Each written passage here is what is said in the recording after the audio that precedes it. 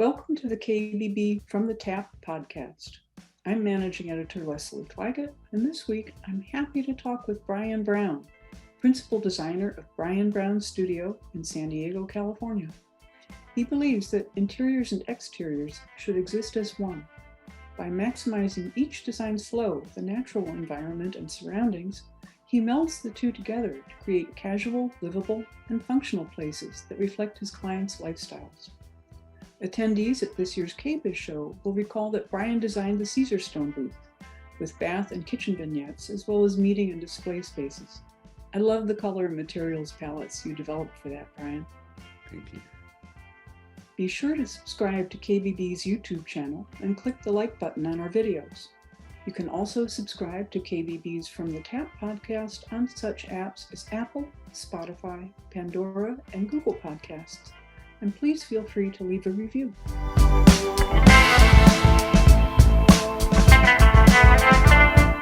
Today we're going to discuss designing outdoor spaces, a topic, as a SoCal guy, you know quite well, Brian. Welcome and thank you for joining me. Thank you, and thank you for having me. To start out with, could you talk a little bit about the relationship between the natural and the built environments that you find so inspiring? Yeah, well, I think the biggest thing for me is that we're so separated from the natural world these days. We're living 90% indoors, we're attached to devices all the time, and we don't really have the opportunity to get out and enjoy the sun and, plants and just the smell of fresh air. So I think it's important to meld the two together because we're so removed. And studies have shown the closer you are to nature, the more happy you are and the more fulfilling your life is. So I think melding the two together is very important, especially if you're in an urban area where you don't really have the opportunity to do that. There's ways to do it, though. That's so true, so true. Here on the East Coast, I'm not looking forward to the end of summertime. Well, our summer just continues. Endless summer there. Let's talk about how you conjoin or separate indoor and outdoor spaces. When designing an outdoor space, does it extend the function of the indoors, or does it have a function that's distinct and separate from the indoors? Well, it can really go either way. My gut reaction is to say to meld the two together so there's a seamless, it's just seamless between the two. Especially in an environment like Southern California, where we do have temperate weather year round, it's easy to do that. But I would say separating the indoor and outdoor is a good idea if you have kids in a pool. So there's a clear distinction that they should not come inside wet. Mm-hmm. Or if you're big on gardening, there should be a separate area for that, just to, keep the dirt in its own contained spot. But other than that, I really just like mixing the two together and even creating seating spaces indoors that speak to a seating space outdoors. So it becomes one giant room. That leads me to another question. On the aesthetics of the outdoor spaces that you create, do they tend to continue the interior design theme, or does it have its own distinct character? It continues. I do very modern and contemporary work. So there's not a lot of, theming going on. It's pretty, again, a seamless transition between the indoors and the outdoors. So yeah, it continues outside and the outside continues inside. Even using materials on the inside, we use a lot of natural materials that, give a sense that you're outdoors. And we use a lot of outdoor materials that can feel indoors. So we kind of just meld it all together. Okay. You were talking about materials, and I assume that's one of the major points in how designing an outdoor space differs from designing an interior environment. Could you speak to the types of materials that you do use outside? Yeah. So We actually use a lot of outdoor material inside. So things like Sunbrella, they've come a long way. They're soft and have a nice hand to them now, whereas before they were more just like canvas. So we have a lot of active clients. We have a lot of clients with kids and pets. So anything that's durable, that looks good, that can be used on the outside, we usually pull on in the inside as well. Just so, you know, longevity and durability. People are also very relaxed in Southern California, so they don't like materials that are very fussy and have a lot of upkeep. So yeah, we use a lot of outdoor, indoor. Okay. What kind of outdoor spaces are most in demand in your part of the world with your clients? Patios, ground level decks, covered rooms? Well, we kind of run the gamut with that, but I would say most of all, it's decks or patios with full yards. The spaces we tend to see the most are outdoor kitchens, along with a dining area and a lounge area. Okay. Do people like these spaces attached to the home, or are they detached, sort of destination spaces?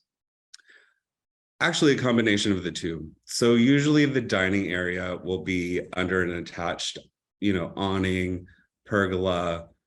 Sometimes there's a deck above, so it creates a room and it's, you know, drywalled and there's a TV and a fireplace and it really feels indoor outside. But then we'll take something and pull it out further into the yard. So there's a reason to go further. There's a reason to use the whole space instead of just sitting in one area and looking at your yard and saying that's pretty, but you don't use it. So we try to make it as functional as possible. So just recalling a project we did not too long ago, we did a dining table right outside of the indoor kitchen, along with a little seating area with a fireplace. And then we put the outdoor kitchen kind of deep into the yard. So then it kind of just like expands the space even more. And, you know, there's just more space to entertain. You have two different areas. Everyone likes, you know, entertaining in the kitchen. Everyone gravitates towards there. So when you're entertaining outdoors, everyone's gravitating to that part of the yard that probably wouldn't be used otherwise. So you're finding that your clients are willing to give up their open space yards to have built or finished spaces? Oh yeah, I would say we're filling yards more so now than ever. In California, we're obviously in a permanent drought, it feels. So having things like lawns aren't really important to people. What's important is saving water, a lot of natural or native plant species, things like that. And then putting patios or fire pits in the outer parts of the yard to kind of fill the space is what we're doing the most of. Okay.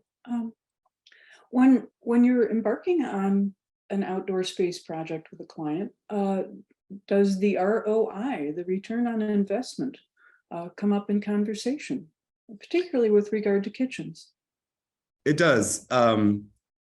For the most part, it does. Some people don't care and want to do whatever they want to do, but it is a question that's brought up quite often. And what I tell people is you will absolutely get your return. In Southern California, again, we are outside all the time. If someone doesn't have to go through the headache of building an outdoor kitchen or an outdoor space and the house already comes with it, I think that's a big bonus for buyers, because there's nothing worse than going through a remodel or an addition or tearing up your entire yard. I can attest to that personally.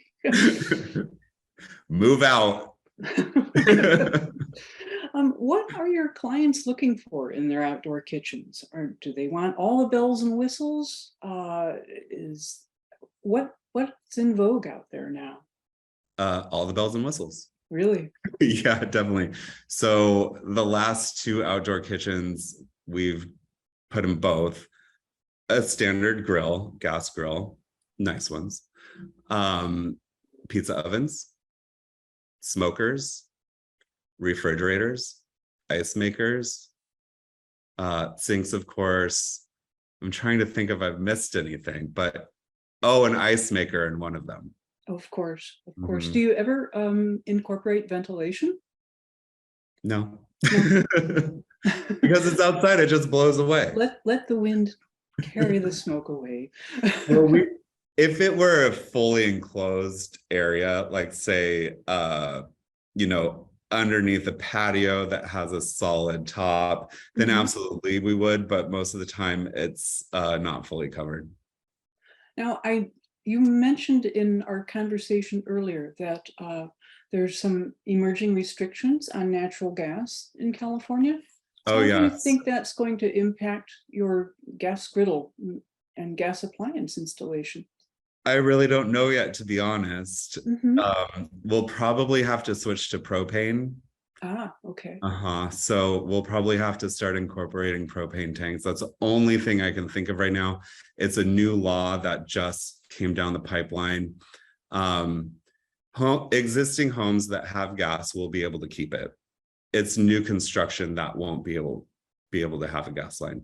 Okay. I don't know if you're doing a remodel or you tear down the house completely, if you can keep the gas line. I haven't read the laws fully, but it's definitely a clean air initiative. I get it. It's good for the environment, so I support it. It's just trying to find a way to have a grill. Have you ever used those flat tops? Flat tops. Flat top griddles? Oh, no.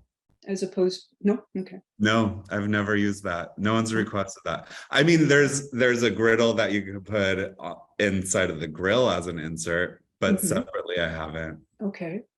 Any, you mentioned smokers. Are those Komodo style, the big green egg types? Have you used those? We have. The latest one that we used, I can't remember the brand, but it was really, really pretty, all mosaiced around the entire exterior. So they're coming a long way. It's not just the big green egg anymore that my dad loves his so much. He talks about it all the time. I think they're ugly. Unless they're covered with mosaics. Yeah, that's different. That's not a big green egg. When it comes to refrigeration, what are the popular requests? Are they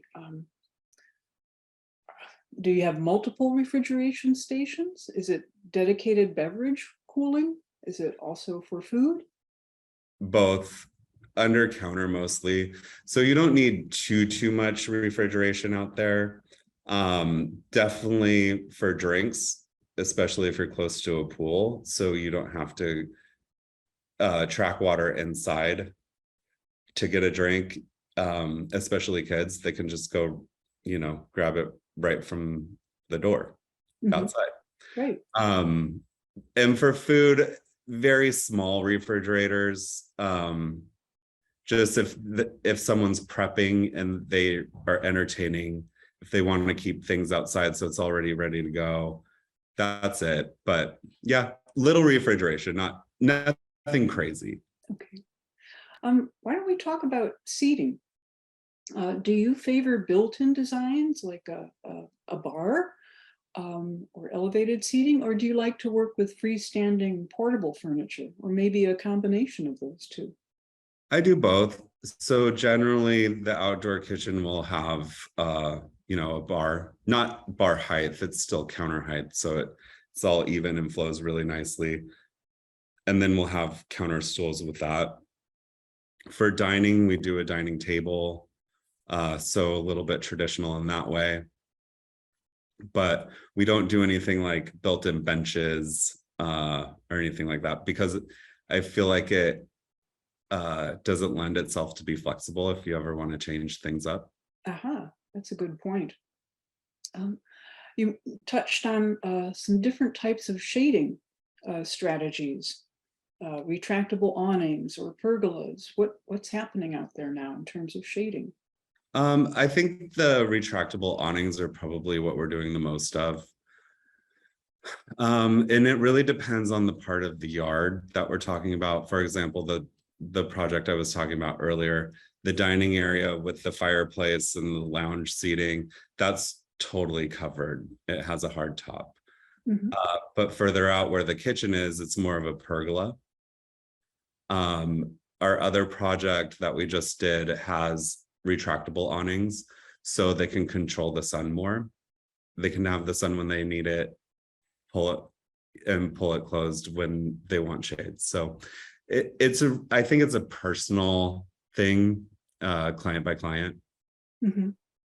Does it ever, is your choice of shading mechanisms ever dictated or influenced by the type of house structure? I would say so. So I always like to respect the architecture of a house, Mhm. and usually that's already set by the time we get there. So, something for like a Spanish style home, a nice retractable awning is usually a good call. If it's more contemporary, I just like to use 1x1 little wood slats over the top and keep it really clean and simple. And some houses already come with the covered patio with a balcony above. So that's already set, and a lot of people like that as well. And I would like to know the portals between indoors and out. What kind of connections to the house are you seeing, and what do you like to specify? The retractable or telescoping doors, sliders, pass-through windows, or even those overhead garage type doors I've seen done in a plexi. Yeah, we do mostly the retractable doors and large sliders. My favorite is sliders that pocket into a wall. Sometimes we're not afforded that luxury, but that would be the number one thing I would do.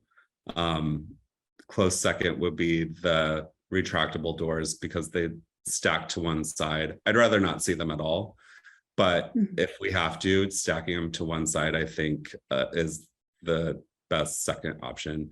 And then as far as the garage doors go, no, we don't really do that. We do modern and contemporary, but to me, that feels more industrial Sure. and a little bit harder. So yeah, we stay away from that.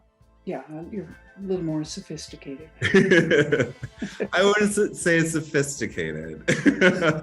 Just different. Just different. Well, well, I've really enjoyed our chat, Brian, and thank you so much for sharing your insights on designing outdoor spaces. And hopefully you can join us again on KBB's From the Tap podcast. Thank you. I'd love to. Thank you. Bye-bye. Bye.